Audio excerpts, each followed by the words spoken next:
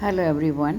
इस वीडियो में मैं जो कहानी चल रही है मेरी बड़ी माँ की और मेरे भौजी की, उसके उसका कंक्लूजन और उसका जो है कि मेरा बेटा भी पूछ रहा है कि what came out of this story, तो मैं वो थोड़ा डिस्कस करने जा रही हूँ। सबसे पहले तो मैं ये कह रही हूँ कि जो कुछ मेरे भौजी ने मेरी बड़ी माँ के साथ किया अपनी माँ के कहने के ऊपर, वो गलत था। लेकिन हालात ही ऐसे थे कि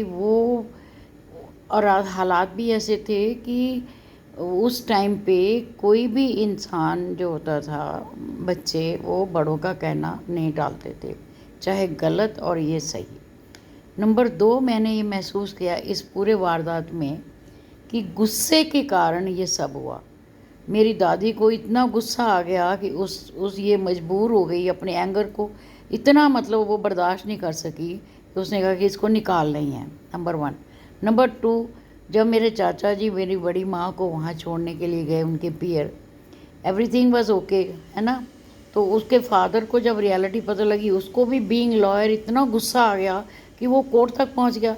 अरे कोर्ट तक पहुँचने की क्या ज़रूरत थी?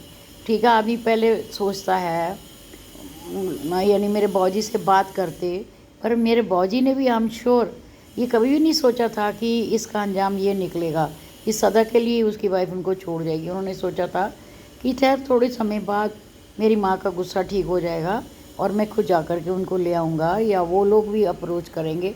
वो तो सीधे ही उनके फादर जो थे मेरी बड़ी माँ के, कोर्ट में पहुँच गए, मैं तो खर्चा बंधवाऊँगा। अरे खर्चे से ज़िंदगी निकलती है क्या? हैं? तो ये मैंने महसूस किया कि ये जो वारदात हुई, सब उनकी ज़िंदगी ख़राब हुई। मेरा फादर तड़पते रहे अपनी वाइफ के लिए, है ना, कि ये क्रोध के कारण हुआ। मेरी दादी को गुस्सा आया, उसने ये करने को बोला, फिर वहाँ उसके फादर को इतना इरिटेट वो हो गया कि वो कोर्ट पहुँच गए। अरे कोर्ट वाले भी पहले बोलते हैं कि पहले सुलह करो जा कर के, एक बार भी नहीं उन्होंने मौका दिया, तो क्या फ़ायदा निकला इसका, है ना। तो आप लोग भी यही शेयर सुनना चाह रहे हैं बच्चे कि आपके फादर गलत थे, उन्होंने ये क्या? अरे हालात देखो ना, हैं। उसकी माँ कहती मैं पानी तब पीऊँगी, इसको घर से निकालोगी, तो घर से निकाल दिया।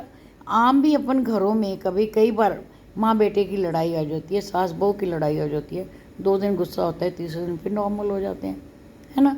तो इतना सीरियस लेने का, कोर्ट जाने का तक, और दोबारा घर देखने का ही नहीं है, कैसे कैसे हालात हुआ, है ना।